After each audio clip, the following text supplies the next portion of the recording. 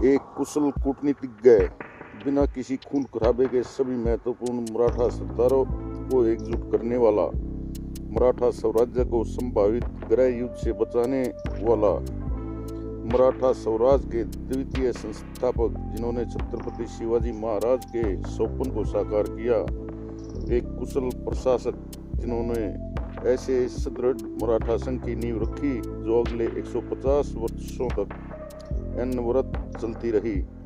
आइए जानते हैं ऐसे ही एक महान छत्रपति के बारे में जानने के लिए। लेकिन आगे बढ़ने से पहले कृपया आप मेरे चैनल को सब्सक्राइब जरूर करें ताकि मैं आपके सामने ऐसे ही ऐतिहासिक वीडियो ला सकूं। तो चलिए आगे बढ़ते हैं। ये छत्रपति थे छत्रपति शाहूजी महाराज। पहले हमने जाना कि औरंगजेब द्वारा छत्रपति शिवाजी महाराज के पुत्र शंभूजी महाराज की निर्मम हत्या के बाद छत्रपति शंभूजी महाराज की पत्नी महारानी येसुबाई ने छत्रपति शिवाजी महाराज के दूसरे पुत्र राजा राम को ससम्मान छत्रपति बनाया था। अपने छत्रपति को बचाने की कोशिश में रायगढ़ किले में रहने का ही उन्होंने निर्णय किया था।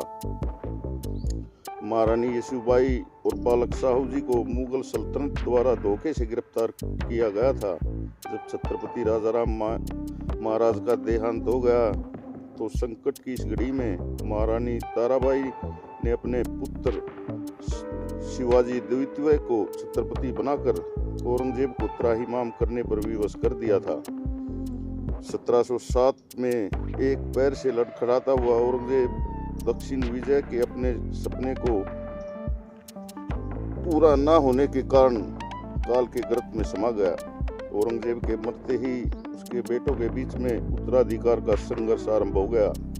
शहजादे मुअज्जम ने छत्रपति शंभूजी महाराज और महारानी येसुबाई के पुत्र शाहूजी महाराज को मुगल छावनी से रिहा कर दिया। दरअसल मुअज्जम को अपने भाइयों से युद्ध करने के लिए उत्तरी दिल्ली जाना था। उसे लगा कि अगर मुगल मराठों का युद्ध ऐसे ही चलता रहा तो वह कभी बादशाह नहीं बन पाएगा।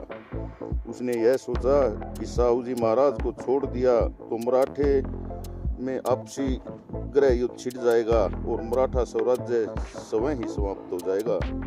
18 वर्षों तक मुगलों की कैद में रहे शाहूजी महाराज को औरंगजेब ने सप्तहजारी मनसब प्रदान किया था। दरअसल इसके पीछे औरंगजेब की एक सोची समझी साजिश थी। औरंगजेब चाहता था कि बालक शाहूजी इस प्रकार शिक्षा ग्रहण करे कि वह भविष्य में कभी मुगलों के खिलाफ न जाए और स्वराज्य की गतिविधियों में भी भाग न ले सके। लेकिन औरंगजेब की इस साजिश में वह कामयाब नहीं हुआ क्योंकि शाहूजी महाराज की मां येसुबाई स्वयं उनके साथ थी। गिरफ्तार होने से पूर्व 7 वर्ष की आयु तक उसका बचपन रायगढ़ किले में ही बीता था। वे अपने पितामह छत्रपति शिवाजी महाराज तथा पिता छत्रपति शंभूजी महाराज की शौर्य गाथाएं सुनकर बड़े हुए थे। उनके अंदर स्वराज के संरक्षण और प्रबंधन के सभी गुण विद्यमान थे। औरंगजेब ने अपनी पुत्री जीनत उन्नीसा बेगम को महारानी येसुबाई और शाहूजी महाराज की देख रेख की जिम्मेदारी दी थी। औरंगजेब की पुत्री शाहूजी महाराज से उत्तरवत प्रेम करती थी। ऐतिहासिक साक्ष्यों से पता चलता है औरंगजेब जब शंभूजी महाराज का धर्मतारण न कर पाया तो शाहूजी महाराज का धर्मतारण करने की उन्होंने कोशिश की थी। छत्रपति शाहूजी महाराज और महारानी येसुबाई इतने धर्मनिष्ठ थे कि उन्होंने अपना धर्म नहीं बदला। इस सब में औरंगजेब की पुत्री ने उनका साथ दिया था। मराठा स्वराज को वापस लौट रहे शाहूजी महाराज के सम्मुख 2 प्रमुख चुनौतियां थी। मराठा स्वराज के अंतर्गत रहते हुए स्वतंत्र राजा की तरह व्यवहार करने वाले मराठा सरदारों को फिर से एकजुट करना तथा ध्वस्त हो चुकी प्रशासनिक संरचना और नीतियों को एक रूप प्रदान करना, अपने राज सिंहासन के अधिकार को प्राप्त करते हुए अखिल भारतीय सत्ता का निर्माण करना। छत्रपति शंभूजी महाराज की मृत्यु के बाद लगभग 25 वर्षों तक मुगलों से युद्ध करने और उनको घुटने टेकने पर विवश कर देने वाले मराठा सरदारों के अंदर अथाह आत्मविश्वास आ चुका था। उनको लगने लगा था कि वे कुछ भी कर सकते हैं, विश्व की किसी भी शक्ति से वे लड़ सकते हैं। छत्रपति शिवाजी महाराज ने मराठा सरदारों को जागीरें देने की बजाय नगद वेतन देने की नीति का निर्माण किया था, किंतु शिवाजी के उत्तराधिकारियों ने तत्कालीन परिस्थितियों को देखते हुए मराठा सरदारों को कई जागीरें दे दी थी। जो मराठा सरदार उत्तर में मुगलों के जिस क्षेत्र पर वो छीनते थे उन्हीं पर उसका अधिकार होता था, वह उसकी जागीर हो जाती थी। इस प्रकार नए मराठा सरदार बने। उन्होंने उत्तर में मुगलों के क्षेत्र जीते और वहीं अपनी जागीरें स्थापित कर ली। यद्यपि अभी भी मराठा सरदार स्वराज के प्रति एकनिष्ठ थे और छत्रपति के अंतर्गत शासन करते थे, किंतु धीरे धीरे समय बीतने पर मराठा सरदारों के अंदर स्वतंत्र प्रशासन की इच्छा बलवती होने लगी थी। अष्टप्रधान मंडल और बाकी के सारे सरदार खुद को एक सत्र का मानने लगे थे। औरंगजेब के समय भी मराठा सरदारों का एकमात्र लक्ष्य था मुगल सल्तनत को ध्वस्त करना तथा स्वराज का विस्तार करना। इसलिए अलग अलग लड़ते हुए भी वे महारानी ताराबाई, छत्रपति राजाराम महाराज और रामचंद्र पंत मत्य का आदेश का पालन करते थे, किंतु अब परिस्थितियां बदल चुकी थी। साहूजी महाराज ने जब देखा कि मराठा सरदारों के अप्रत्याशित व्यवहार के कारण मराठा स्वराज खंड खंड हो सकता है, तो उन्होंने सभी मराठा सरदारों को एकजुट करने का बीड़ा उठाया था। अपना ज्यादातर समय मुगलों की कैद में बिताने के कारण साहूजी महाराज अपने पिता की तरह महान योद्धा तो नहीं थे, किंतु उनमें सभी सरदारों को नियंत्रण करने की अद्भुत क्षमता थी। उन्होंने प्रत्येक सरदार की समस्या को ध्यानपूर्वक समझने की कोशिश की और उसका समाधान भी किया। उन्होंने मराठा सरदारों के साथ पिता तुल्य व्यवहार किया।